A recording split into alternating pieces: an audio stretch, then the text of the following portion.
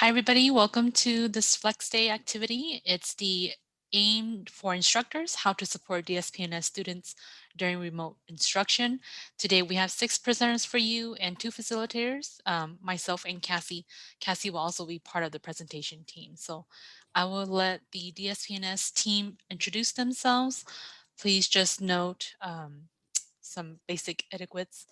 Make sure that you keep your mic on mute unless you have something that you have to say. We are asking that everybody put their questions in the chat, and then um, the presenters can cue you if they want you to, if they're allowing you to speak. Alrighty, thank you. All right, good afternoon, everyone. I hope all of you are as excited as I am that it's Friday and almost the last session of the day. I'm Susan Ariola, and I'm the DSPS director at Fresno City College. Again, welcome faculty and staff to our Flex Day session. Today, you will learn not only about the AIM platform, but also how DSPS services look like in a remote learning environment. At each section of the PowerPoint, we will give you opportunities to ask questions, not only about AIM, but also the various accommodations that we will be discussing today. We encourage questions throughout the presentation, so please type them into the chat and we can further discuss in an open dialogue. Lastly, we understand these sessions can be long, and we hope to provide moments of interaction throughout, and we encourage all of you to stay till the end as we have a wonderful game of Kahoot and a chance to win a $25 gift card. Before we begin, we would like to take a moment to launch a poll. So Cassie, if you could launch that poll really quick. Okay, so have you ever used the DSPS AIM management system? Real quick, yes or no, if you can answer that, just so we can see how many people are familiar with AIM.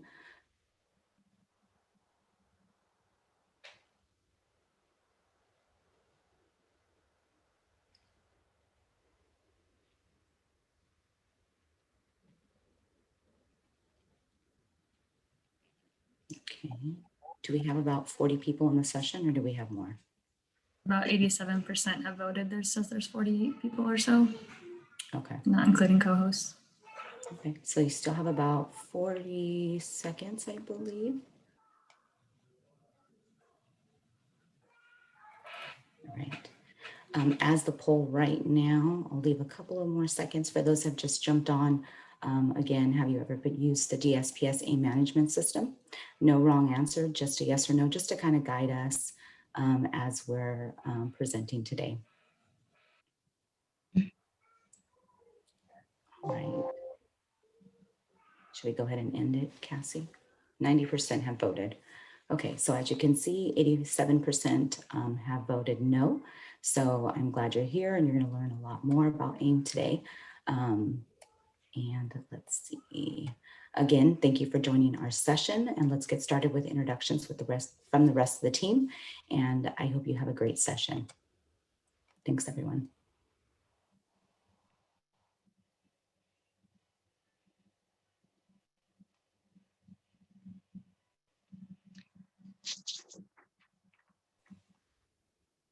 Tiffany, I don't know if we can hear you.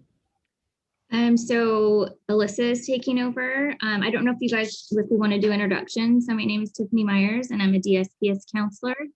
We also have Alyssa. Alyssa, you want to introduce yourself? Hi everyone, my name is Alyssa and I am a counseling intern with DSPS. Cassie. Hi, I'm Cassie. I'm an OA1 with DSPS. And we have Rachel with us. Hi, I work in the testing unit of DSPS. And Tabitha. Hi, I'm Tabitha Dubois. I'm the sign language interpreting coordinator for the district. All right, so Alyssa, I think you're up. All right, so I'm just going to do a quick introduction of AIM. So AIM is our case management system, which is a part of DSPS. So AIM has been implemented district-wide and offers a variety of features. This includes application for DSPS services, intake. It's also where students will get a faculty notification letter. So this used to be known as the Notification of Authorized Services, or NOAS. So this used to be in a paper format. AIM also has an instructor portal, which we'll be going over later. And AIM also offers alternative media, deaf and hard of hearing module, and a note, and as well as a note-taking module. So the DSPS AIM portal, students, it really helps to kind of centralize our process a little bit more. So students will be able to submit an application for services through the AIM portal, and counselors will also be able to complete intake and all of the required forms that are a part of that through AIM. And counselors will also be able to approve of accommodations. And this is where students will be able to get that, like I said, that faculty notification letter to send over to their instructors, so their instructors know what their accommodations will be for the semester. And so, as I mentioned, AIM also has a spot for instructors. And so instructors will initially receive that faculty notification letter through an email. And this is what used to be that paper format. So they're going to get an email once the students request their accommodations. But afterwards, instructors are also able to use their single sign-on district, the district single sign-on to be able to access the AIM portal for instructors. And Looks like you muted. in the next couple slides, Tiffany's going to show us what that looks like and how to log on. And so this is what they look like. So the instructor portal is the gray one and the student one is the blue one. Okay, so in order to access the AIM for instructors icon, you have to go to your single sign-on. Go ahead to the next slide. And again, you're going to be prompted with your username and your password. And you either have two ways to access this. So it's either going to be in your favorites column if it's something that you've used before, or look in the apps catalog, and it is going to be the gray icon for DSPS AIM instructors. There's a blue one. The blue one is for students and the gray one is for instructors. Go ahead. So once you click on the icon, you're going to be seeing a screen that's looking like this, where you will click at the bottom where it says continue to view student accommodations. Next slide. Once you click that button, you're going to be able to see all the students that are listed that have requested accommodations.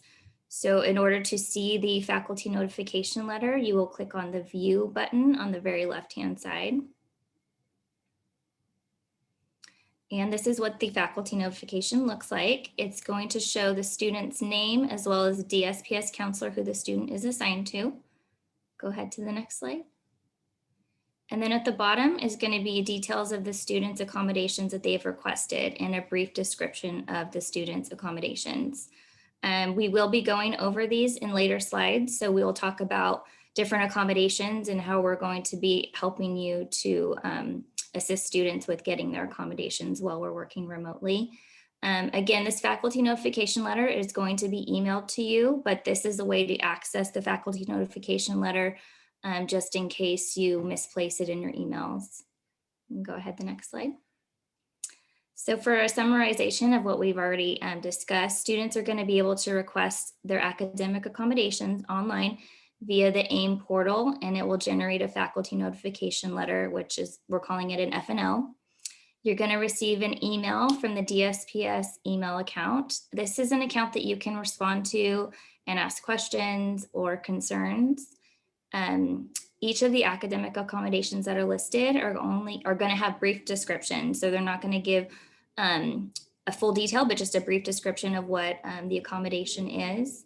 And then you also have access to this faculty notification letter through your instructor portal, just in case you misplaced the email that you've received. So this portion was just to show you how to access the faculty notification letter. Does anybody have questions so far or access? Tiffany, there's two questions in the Okay. chat from Melinda. I don't know if it pertains to this, Okay. but one she wrote, since my lectures are asynchronous recordings, example, MP4 videos, would the interpreter accommodation be considered fulfilled with closed captioning? I don't know how an interpreter would be built into the pre-recorded lectures. And then question 2, it's really long. So 2, how would the interpreter service work regarding Zoom office hours? My office hours involve admitting students one at a time, utilizing the Zoom waiting room with a similar concept or parallel of students waiting outside my office when in-person instruction was held on campus. Okay, we're going to address all the interpreting questions on later slides. So I think I'll save those for Tabitha. She's going to be coming up as one of our presenters. Melissa, let's go to the next slide. Cheryl came up with a question also right now. FNL reads.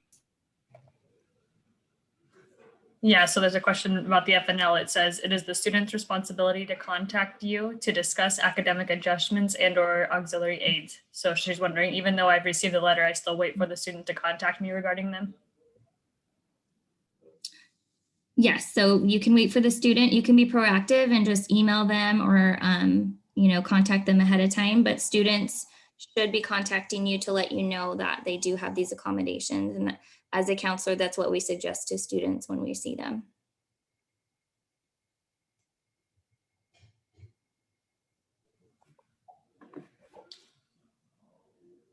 Okay.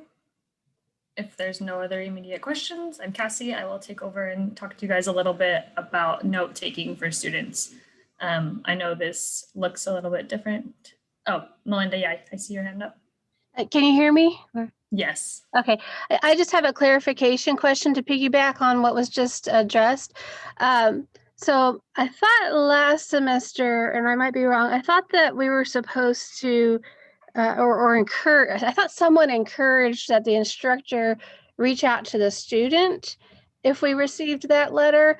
So I just want to clarify, is it correct then that it's okay to instead wait for them to initiate that email process? I'm just a little confused.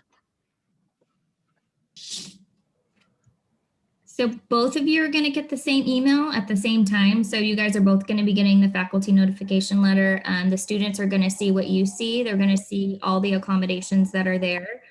And we do let the students know that they need to reach out to instructors and it's their responsibility. But as the instructor, you also have, it's courtesy just to reach out to them. So it's something that we do encourage, but we do let the students know it's ultimately their responsibility to make sure that you guys are aware of their accommodations. Similar to when we are face-to-face and students would give you the packet of their accommodations, it would be their responsibility to notify you of their accommodations. Okay, thank you for the clarification. Welcome. And just a note, if you're receiving an FNL, it's because the student either went into their AIM and requested it be sent to their instructor, or they've asked their counselor to send it to the instructor, so they know that you're receiving it, but they do need to follow through with you, but it's okay for you to reach out to them as well. Okay, thanks. I think ultimately there's probably not a wrong answer for that question. Yeah. I think as an instructor, if we want to be proactive, we should reach out to make sure that you understand what the accommodations are being asked of you and that you understand. And 2, if you have additional questions, the counselor that is assigned to the student's pathway, you can reach out to that pathway counselor to get clarification. Because again, the accommodations are very short and we find that a lot of instructors need kind of more, additional clarification. So a lot of times we find that instructors do reach out. And, I think it is important that the instructor should reach out. Not that we're contradicting each other, but I think, with some students, they may be hesitant based on their disability. They might be hesitant to reach out to the instructor. So, it's going to be really based on the student's disability. It might be a little difficult for them to reach out. Thank you. If there's nothing else pressing right now, I will move on to talking about note takers. So I know right now we are remote, but in some cases students will still need a note taker. So we are currently, and we are still going to continue moving forward using an Adobe PDF form that we have. It's just a 3-part sheet. I'll show you it on the next page. So the DSPS counselor will fill in the top section of the note taker form, send it in an email to the instructor along with instructions and the note taker guideline. the instructor's part of that is you need to ask students in the same class as the DSPS student if they are willing to be a note taker. So once you find a student that's willing to be a note taker, you would give them the note taker guidelines that explains, what it requires, what it's asking of them, and what they'll need to do. And you'll forward that. Again, this is all virtually now since we're all online. So you'll just forward that form to them and then fill out your section of the note taker form and forward that on to the note taking student. So then the note taking student will receive that portion, fill out the bottom, then they send it back to us at the dsps@fresnocitycollege.edu email. And then the DSPS office will process that. And the students that choose to do note taking, and if they follow through and complete note taking and the DSPS student receives them, then they're awarded priority registration for the next upcoming semester. Melissa can, yeah, thank you. So this is what our PDF looks like. So the counselor will fill out, the top section with who they are, the date, the semester it's for, the student's name, ID number, phone number, you, the instructor, and what class it's for.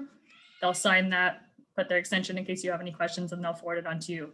You just need to sign that you verified that the note taker is in your class, gave them the note taker guidelines, and then forward this on to the note taker to fill out the bottom and send back into us. So we will do everything after that part. We're just asking that you help the student find a note taker within their same class.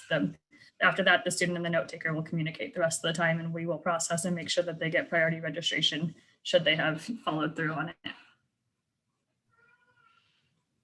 Cassie, there's a question in the chat. Yes. It's in an online class format.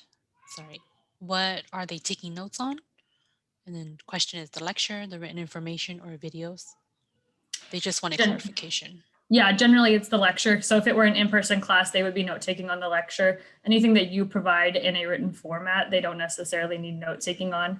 And some classes are recorded, so it's a little bit different if there's a transcript. Closed captioning is not exactly the same as a transcript where it's written, but it varies again. It varies student by student, but they might still need a note taker, and Susan can add. Further explain. Yeah. Okay, so I know there's a couple. I know that Brandon, yes, the system is flawed. We can't control other students when they sign up to be a note taker and they drop off, right? They may drop the class, or they may just stop taking notes for the note taker, and it can be a wild west. I do agree. However, we do have a lot of note takers, or we have worked with a lot of note takers that have, really stuck to their job and supported our students. So it is a system that has worked, and we will, continue to utilize that. As classes dependent on if they're asynchronous or synchronous, note taking can be, of course, very different.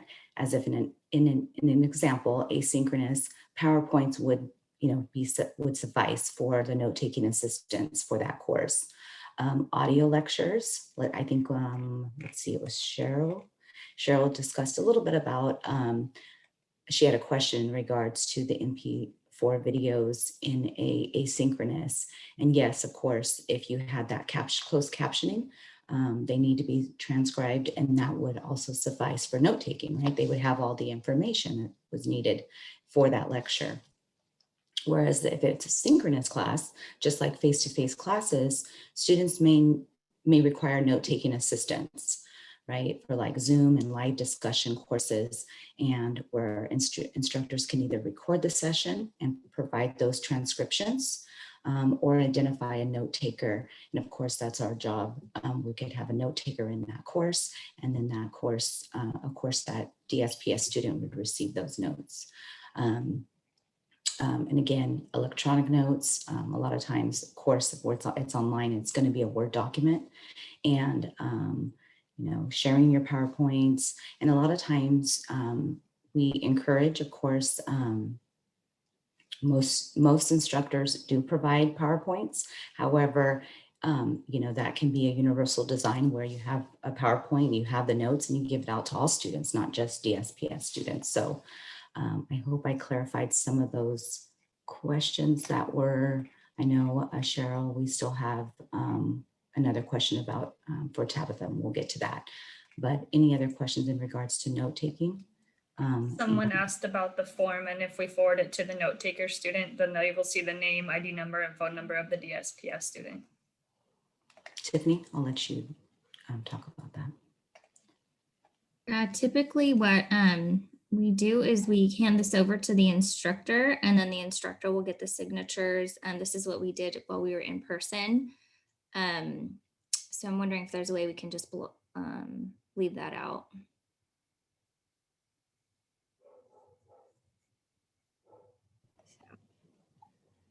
So Cassie, we might have to work on this. Okay. And then someone else asked, we do this if the student tells us that they need a note taker, but it would be an accommodation on their FNL, correct? It would be listed. Yes, if they have a note taker, it will be on the FNO. Okay. Also, there was a couple of other suggestions, and you're absolutely right in regards to YouTube. They transcribe also. Zoom takes a little longer to receive. Yes, they will email you the transcription, and you can send that out also. So take a look at the chat. There's a couple of other suggestions, and thank you for those faculty members that are putting those in the chat.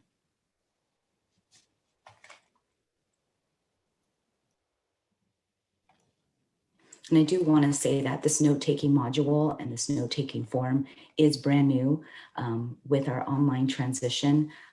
We launched AIM during our transition in March.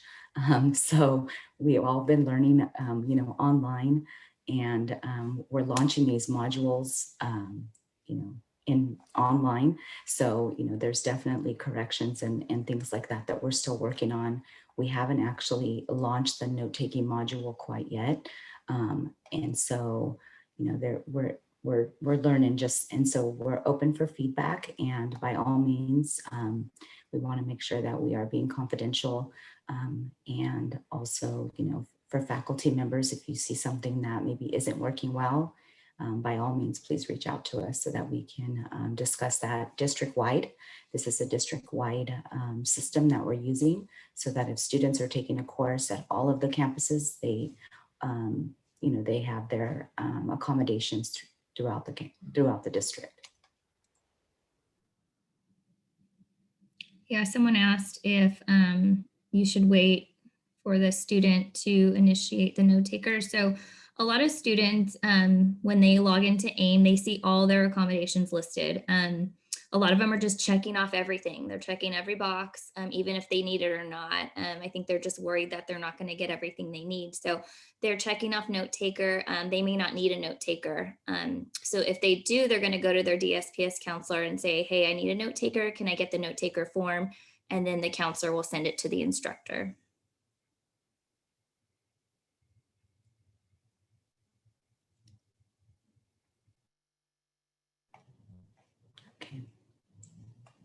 Again, I think in the chat, there's a lot of suggestions about this that other faculty members could possibly use, and we can go through those and discuss those in the as we dialogue further.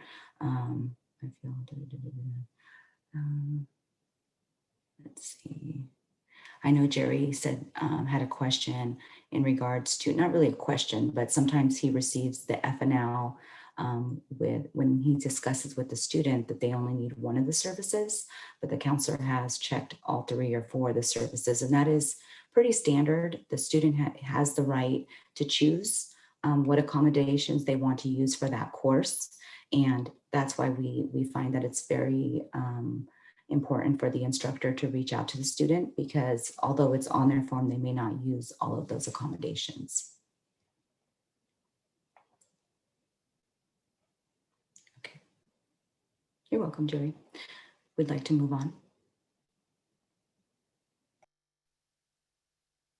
So while we're still trying to get AIM set up and ready to go, testing is still happening, right? You guys are all still rolling out tests. So at the moment, the way that testing is going, it's usually happening on Canvas. We're realizing that instructors have the ability to do that and monitor in the way that we need to. If not, if for some reason the student is approved for a proctor or needs a reader or a writer, they can come to us. So they can call us or email us and set up an appointment. And then the student will notify the instructor. If for some reason the instructor is not using Canvas, then they can send us a copy, PDF, Word, whatever works, of the test. And then we can use that. So if that is the case, then we will set up a time with the student and we will have them join a Zoom call with the proctor. The proctor will ask them to show us their area, and just like a normal proctoring, we'll make sure, cell phones are turned off, the area is clear, all of those things. And then the proctor will share their screen. So the student will be able to see the screen and see all of the questions on there. And then we are able to document their answers. And we send all of that back to the instructor in a nice, neat little package with times and anything else that may be needed.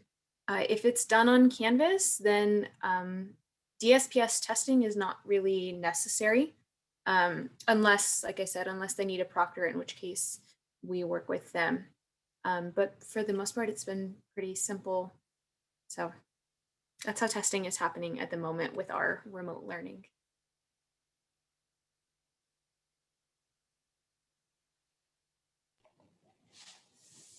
Again, with the transition online, our testing center has not been open. So we have provided the online testing accommodations, just as Rachel has explained.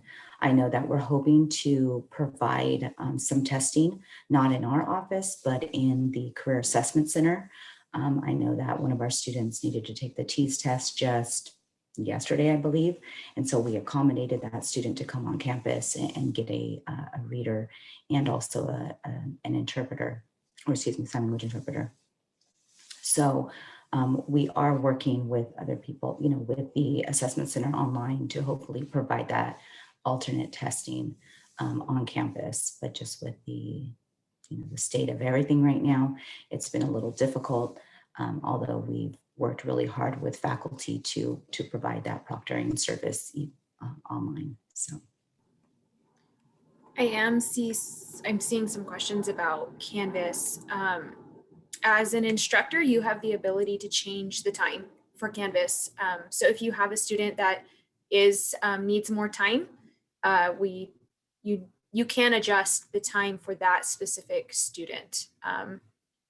I wish I had thought to show you how to do that. I'm not overly familiar with Canvas, but I'm sure if you were not sure how to do that, we could absolutely figure that out with you. We do have a step-by-step guide how to do that. We can send that out.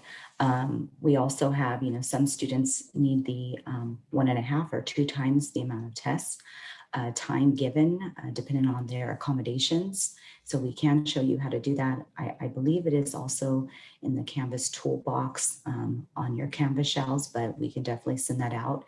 You can reach out to our testing center, and Brandon, by all means, we can send that to you afterwards. And I think Kristen said, please send ID. Okay, so we have a few that would like that guide, so we can definitely send that out.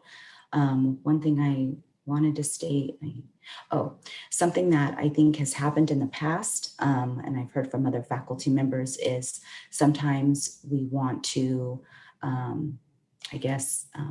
practice the universal design, I guess, and say we're going to give extra time for all of our students. So you do something like give them all an extra hour or something like that. And you want to be careful with that. You can do something like that, but you also have to still accommodate the student that has those testing accommodations. So, unless you're going to do an unlimited time in testing, and that would be pretty much for everyone, if you were going to do that, that would be the only way you wouldn't be able to accommodate further, if that's, if you understand that. Otherwise, you want to make sure that if you're going to give that extra time, that you're also providing that additional accommodation to the student, if that makes sense. We have a question from Cheryl, and then Melinda raised her hand after. But Cheryl asked, the FNL refers to the alternative testing contract. Do we complete this form online, or form for online tests in Canvas, and that student has a proctor? Then does this replace the former testing form?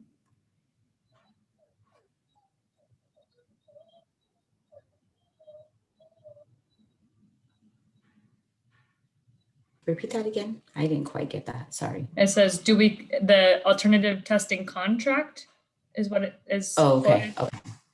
Okay. Does that replace the testing form? Is that online now?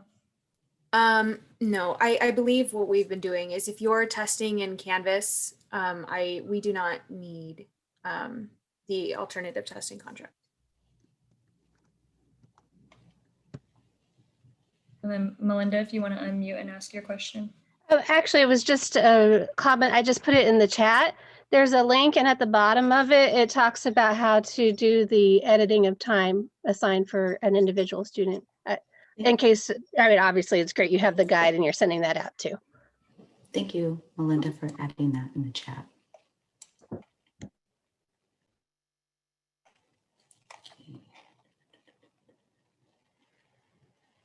Again, just some recommendations. Remember to view your AIM portal to view the accommodations and the testing limits. Also, you want to email your class as a friendly reminder if anyone prior to the test, and this is also quizzes, not just midterms and finals. These could also be for quizzes. So you want to remind, you can always inquire to not only just your DSPS students, but just as a general reminder if they need that additional, if they're planning on needing a proctor or additional time, you can ask them to reach out to you that way. And then be available for questions during the exam timeframe. And then also refer students to our DSPS testing center if they are wanting to set up an additional proctoring service. And then you can also reach out to the testing center if you have to provide testing or anything like that. I hope that's helpful. If there's nothing else pressing right now, then we will let Tabitha start on the deaf and hard of hearing services. Hello. So hopefully everyone can hear me. There we go. Okay. So my name is Tabitha. I'm the interpreting coordinator for the district. So deaf and hard of hearing services are requested by the students through the AIM portal. And then I confirm the interpreters for all the classes through AIM. And then the instructors will have received an email from me regarding interpreting services and letting them know that they have a student in their class, as well as they believe they received it on their FNL as well. And then if the student and faculty, if they want any meetings outside of the class time, they would then fill out the interpreter request form, which I'm going to go over next. If I could get the next slide. So we're going to show these pretty quickly. So here on the left-hand side, you'll see where to find it on the website. We go to Student Services, Disabled Student Services Program and Services. And then on the right-hand side, you'll scroll down to the bottom and right there is that sign language interpreter request form. If we can get the next slide, perfect. On the left-hand side is what that page looks like. And you'll click that little red link right there and it will bring you to the interpreter request form. And we'll go one more slide. I know that was pretty quick, but this is the information you need for the interpreter request form. So some really important stuff that you would need if you're wanting to meet with a student outside of the scheduled request time. We need the date, we need the time, we need the Zoom room, and that Zoom room being the link or the room number and the password. Common problems we have with that is not asking for enough time. So making sure if you want to meet you're thinking, oh, it'll be about 30 minutes, or you have a meeting right at 30 minutes, that's fine. But if you want to give yourself that cushion, you can always request the interpreter for 45 minutes because right at that marker at the end, whatever time that was requested, the interpreter has to leave because they do have other assignments. And often another issue we run into is not providing all the information on the request. So missing the Zoom link, things like that. If I do get one without all the information, I have to email you back and let you know I don't have the information from you yet. Once I get that, I'll move forward with the request. Perfect. So common questions. What happens if your class goes on past the scheduled class time? So I have the classes from whatever is scheduled in Colleague and it shows up. So if it's from 8 to 8:30, that's not a class time, 8 to 9:50. Perfect. I've got an interpreter scheduled from 8 to 9:50. And then they've got that cushion to 10 o'clock. They're right there. But if you go past that 9:10, 9:50, they have to leave because they have other assignments. So they're not able to stay past that scheduled class time. Does all the video material need to be captioned? And can videos be used with YouTube captioning? So video materials in any class for all students need to have accurate captioning. Accurate captioning does not include auto captioning from YouTube. So if you watch a video, you're going to want, or use a YouTube video, you're going to want to take some time, watch it, make sure the captions are accurate, because that auto captioning system says some very odd things. It's very funny at times for me watching it, but if a deaf student or individual is watching it, they aren't going to have the accurate information, and that's not fair.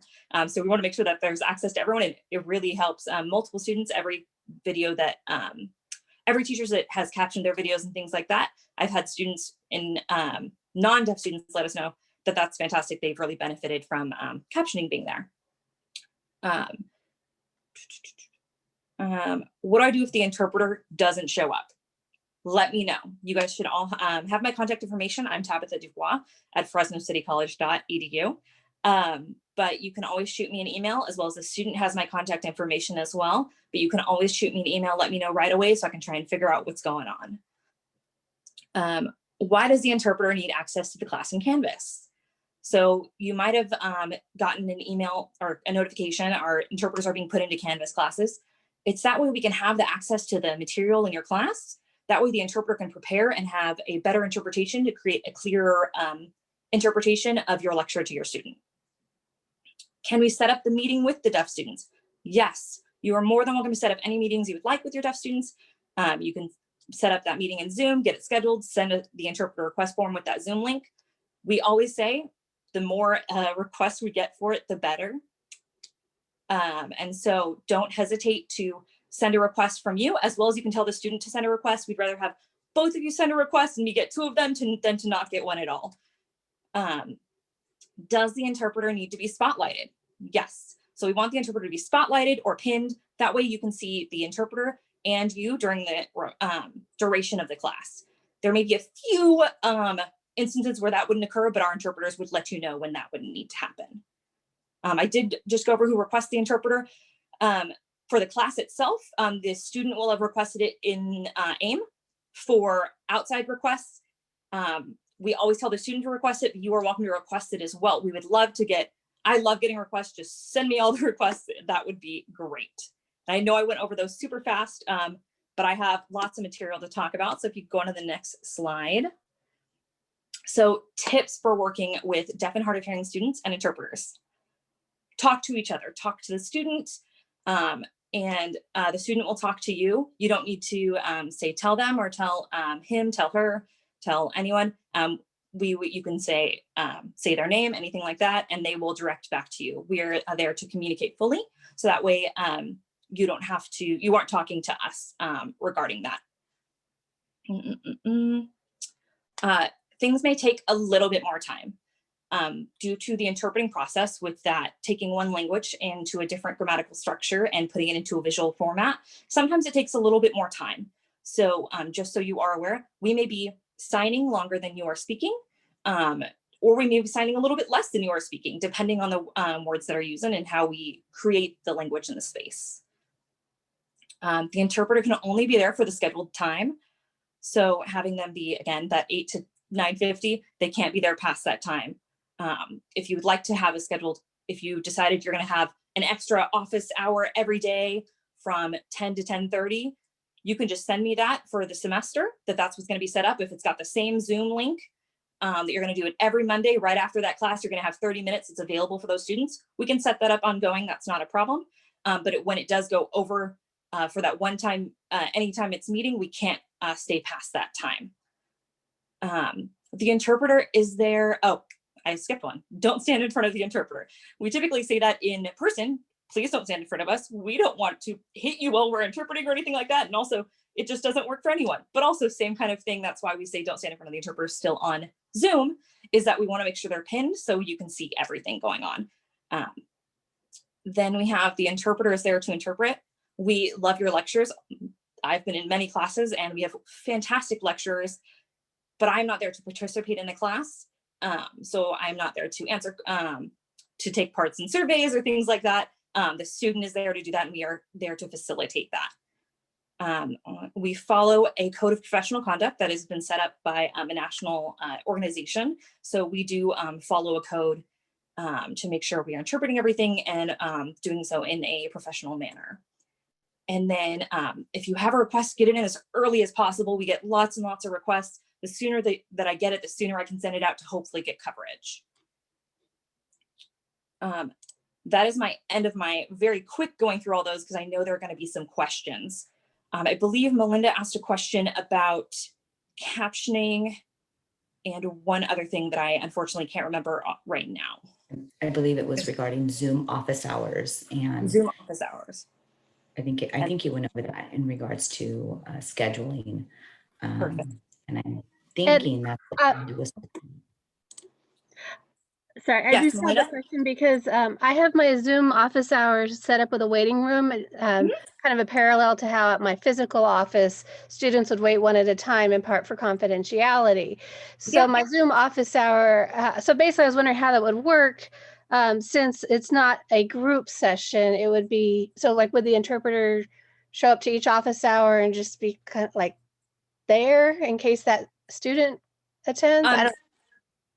That's a great question. So for your office hours, if the student is planning to go, they would fill out an interpreter request form. They would let us know. Unless if the student wants to go to all of them, we can always set up an interpreter for all of them ongoing. So they're just available, like you're kind of saying, just ready for when they can come. But if they're going to come once a month or anything like that, we'd have the interpreter, have the student fill out the interpreter request form. And that way, as soon as we get it confirmed, we would let them know, and then they would be able to join during that time. Okay, so I don't need to, for instance, wait every office hour for the interpreter, like just waiting for an interpreter to show up. Instead, it would be something that would get taken care of by the student contacting you. Yeah, definitely. If the student is going to set up ongoing, we would love to have that and have them be able to go to every office hour and go. But they can just let us know, and we'll get, as soon as they get that interpreter request form, we'll get it set up and get an interpreter scheduled. Okay, great. I didn't know if I was supposed to just wait in case an interpreter showed up as a general.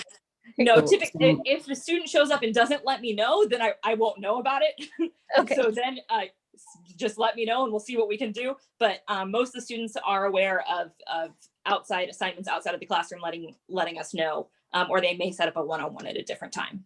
Okay, thanks.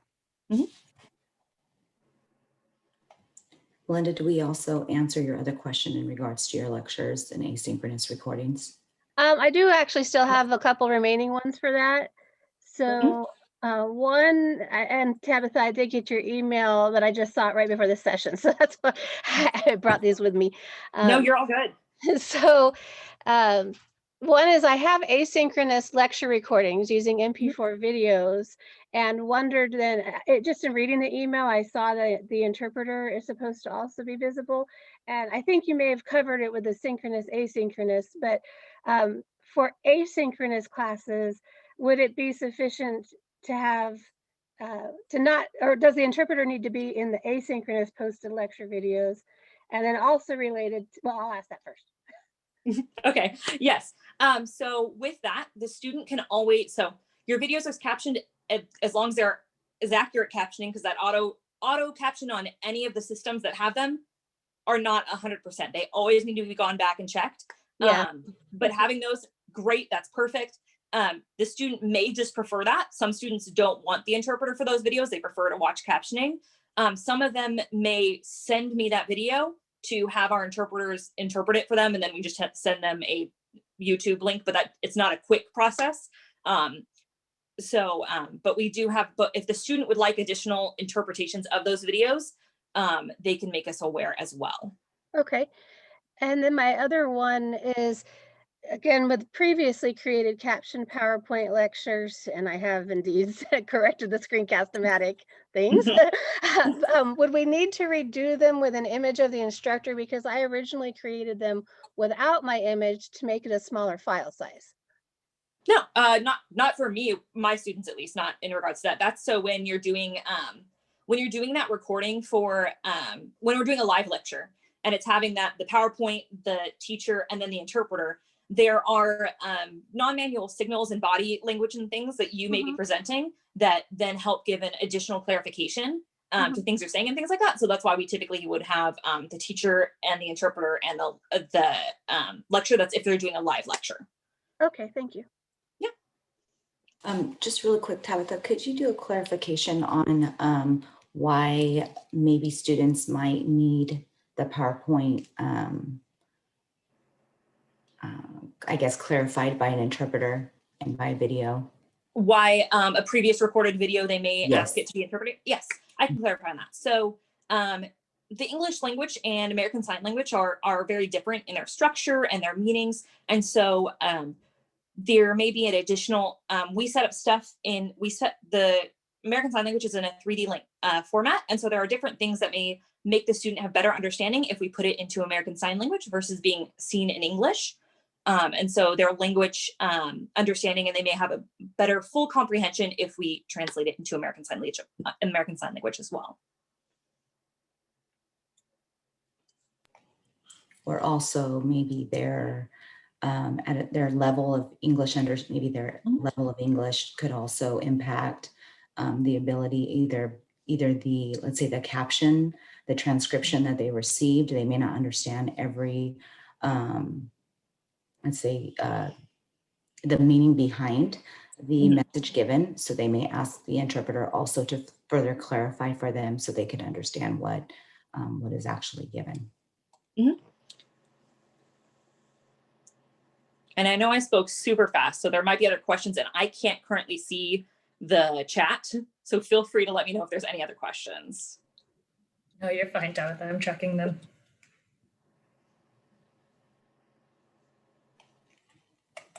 I can't believe there's no other interpreting questions. Right? I'm so used to there being so many.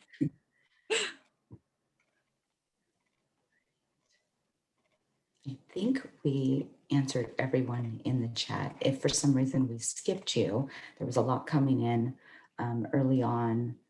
Please go ahead. I think Melinda has her hand raised right now. Melinda, you can go ahead. I'm sorry.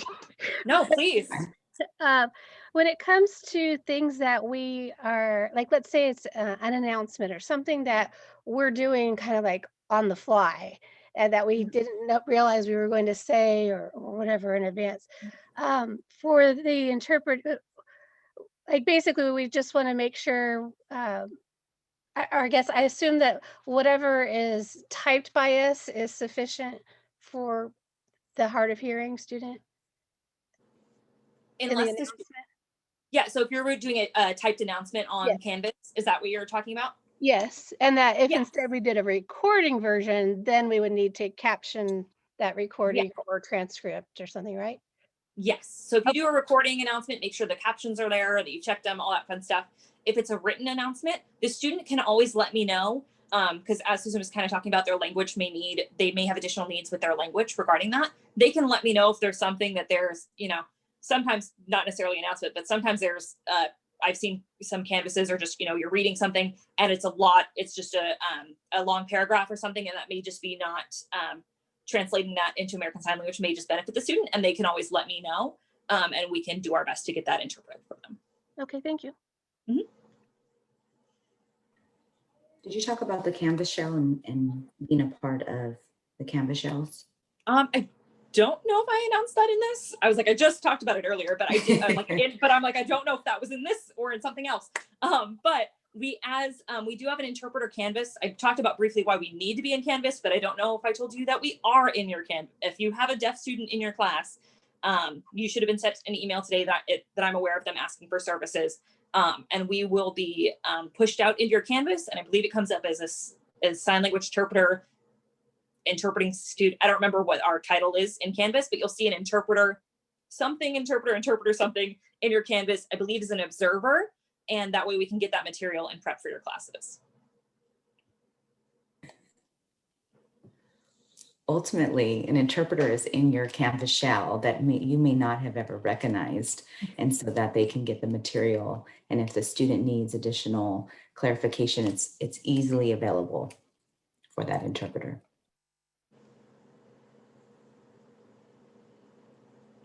I'm still so surprised that there's not more questions. Well, I'm excited. Maybe everybody's like, we're good. Is there any other? I just have a question. By the way, my name is Marty. My question, let me start my video so you guys can see me. My question is note takers. Okay, so my problem with note takers, even with a face-to-face class, sometimes they kind of like drop off, or like they stop coming to class, and then now I don't have a note taker for that. So I end up, what I'm doing is to have a one-on-one with the DHS student, and I would just keep printing all the materials. So they would have like a printed, and then because of like sometimes the inconvenience, I would have them to say, okay, you can use this as a notes while you're taking tests. Because I'm photography 5, so it's open notes anyways. So I could tell them like, hey, I know it's not allowed to have printed materials, but because of the scenario, you can use this on your note-taking kind of cheat sheet during the test, right? Because everybody have their notes open, but of course, this one note taker already left, and I'm always stuck with that scenario. So what do I do usually? What do you think I should do? You should definitely let us know, because we don't want the note taker that possibly, volunteered for the service to volunteer again, to assist our students. I know that we ran some numbers in regards to note taking for the fall of 2019, and I'm really bad with dates now because I just feel like it's still March. But we did run some numbers, and I want to say how many, please refresh my memory in regards to how many note takers that we have. So we do have some success in note takers because of the ability to get priority registration for doing that for students. And I don't know, did Rachel or Tiffany, do you remember the amount of students that we supported? I don't remember exact numbers. No. Okay. In person, we were up in the high 200s, 300s. Virtual, it's dropped significantly. Yes, yes. So what I'm trying to say is that we did have about 200 students prior to going online that did utilize the note-taking services. And although there's always going to be a student that may drop or not follow through, we do our best to we want to have a student that would provide the notes for the students and follow through. Giving them the only option that we can is, if you do complete, you get to have the priority registration. And we do have a couple of different softwares that we have for students that we have purchased as a department. Patrick has put it in the, he sent it to me privately, so it wasn't in the chat, but he's on, he's our learning disability specialist counselor. And so he not only tests for learning disabilities on campus, but he also has supported some students in regards to some different devices that we use. So Sonocent, and we are using Glean now. And so those are some recording options for note taking. So we don't have to have those volunteer note takers, that they can actually use this these systems, the software, to actually have the note taking completed. So it's really up to the student though. They have the right to choose on what kind of note taking services they want to use. So again, our system isn't perfect. And so we're going to have those students that drop off, but the instructor that was commenting in regards to giving the student notes for testing purposes, that's completely up to you. And you have the ability to really choose what the student has during the test. So if you want to give your students the option to have those notes for the test, that's really up to you. I hope I answered your question. Okay, and Seth, thank you for jumping in. He stated that he's had great experience with note takers. I usually ask prospective note takers to send me a picture of their notes, and then I let the DSPS student choose. I don't think I've ever had a complaint. So again, it just depends on the class, the student, and really what's going on. So Jerry also shared that the student who needs a note taker, he asked them to let him know, and if the note taker is flaking on them, since it can be difficult to track, that he'll try to ask for another note taker, and if there's no volunteers, then he will print and send his lecture notes as well. okay, thanks, Jerry. But you can always let the DSPS office know, so we can try to help the student as well and reach out to see if they still need a note taker or not. And a lot of instructors say that, they have their notes on Canvas. They provide their notes either via Canvas or they just provide the notes to students via PowerPoint. And again, that's more on the universal design. So it's not just for the student with a disability, but for all students that might not need that additional assistance in the course. Someone else is now asking, they're curious if DSPS informs students about Proctorio. Now that we are all online, what to exam when taking an exam? I can provide a little bit of information on this, although I'm absolutely not an expert and I haven't used Proctorio. What I know as far as testing is we've had some issues with screen sharing with Proctorio. So if you have a student that needs an ebook, for example, it will not allow them to access their ebook and the test at the same time, which is an issue. So in those instances, I think that there is a way to adjust your Proctorio settings. Generally, I think we've been discouraging Proctorio. Or in those instances, if you're either unable to change your settings or just don't want to, or whatever, you can always send the student to us and then we can proctor their exam if that's what needs to happen. Hopefully I've answered a little bit of that question.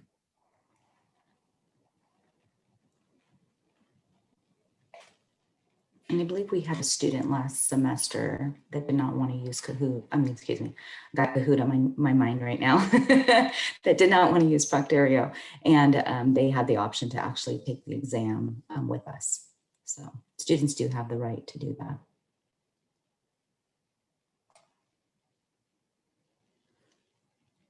All right.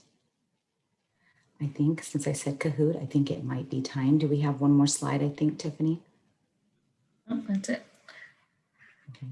I think we have our, is this after Kahoot? We'll give them our information on how they can contact the DSPS office. Yeah. Okay. So if you guys haven't done Kahoot before, you would just you'll have to either open a web page or do it on your phone if you have it. You'll go to kahoot.it, or if you have the Kahoot app, you open it and it's that PIN number. I'll get my screen ready to share. Sorry, Alyssa. And you just put in your name or a nickname or an initial, whatever you would like to do.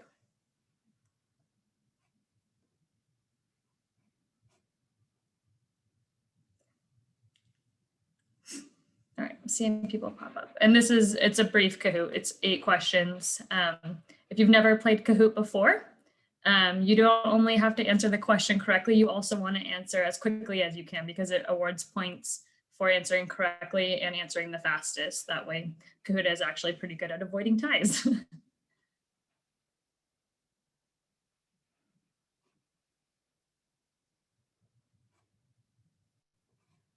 And I will read the question as well as the answers out loud.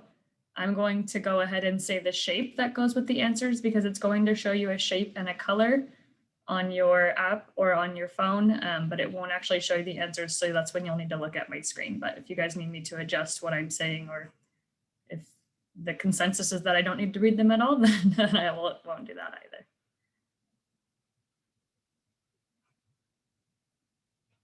We've got 18 people. I'll give it a couple more minutes to see how many we can get. The PIN is 4111487.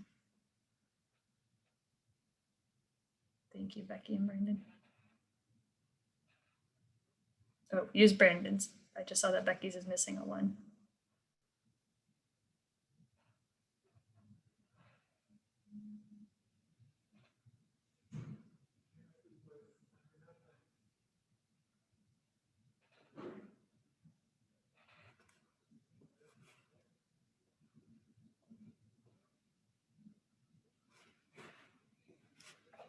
Give it one more minute. I've got 20 people and then I'll get going. You can join later, and if you answer faster, you can still earn enough points to take the lead.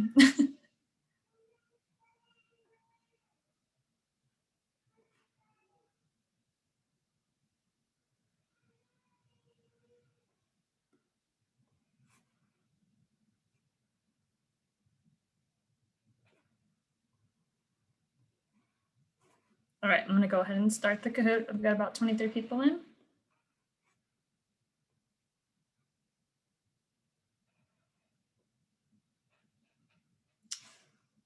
What was previously the NAOS notification of authorized services is now called the what?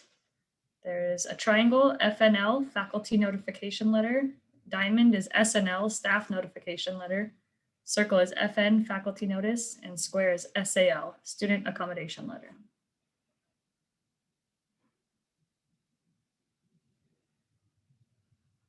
$14 of you got FNL, so it's now the faculty notification letter.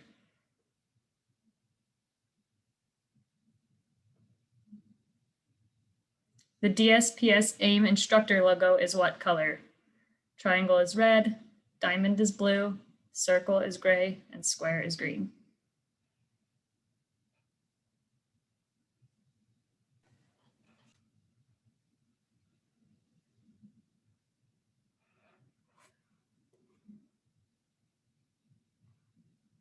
It is gray. The student logo one is blue, but the instructor AIM logo is gray.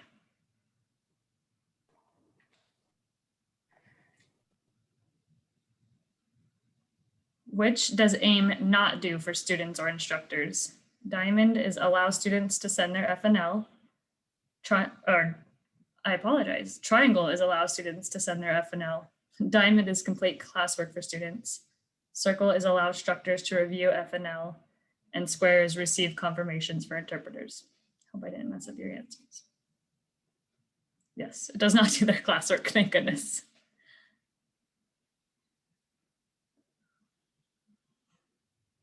The faculty notification letter lists all of the following except triangle is accommodations with descriptions.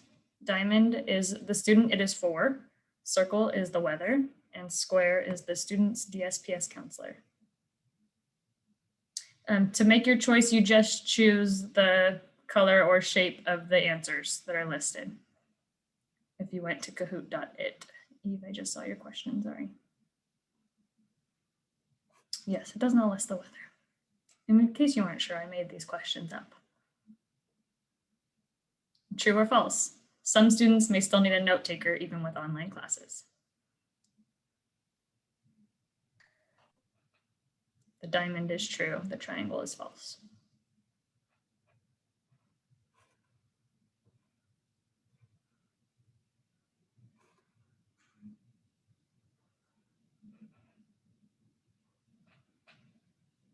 It is true. Oh, stuff is on fire. I see the flame. Who is T? It is the blank's responsibility to set up a DSPS texting proctor. Triangle is student, diamond is instructor, circle is counselor, and square is parent.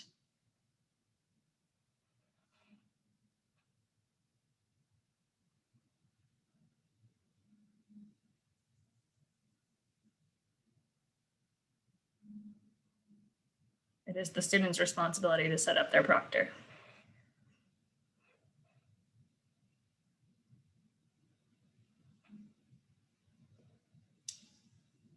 All right, sign language interpreters, triangle, are an accommodation for some students. Diamond should be requested by the student. Circle should be on spotlight during a Zoom class. Square, all of the above / are awesome.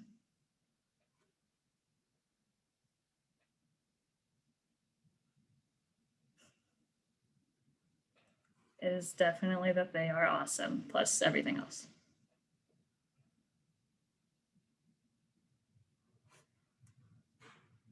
You can always reach out to the DSPS office if you have questions. Triangle is yes, diamond is no, and circle is maybe so.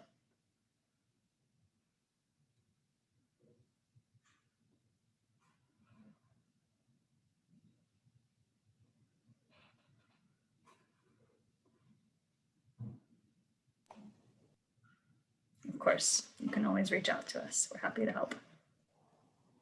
Let's see. How did we finish here, guys? Third place is MR. Second place is Seth. Oh, first place, someone snuck in there. Doc B. If you want to drop your email address in the chat. If your email address and your phone number, and you'll receive your $25 Amazon gift card in a few minutes.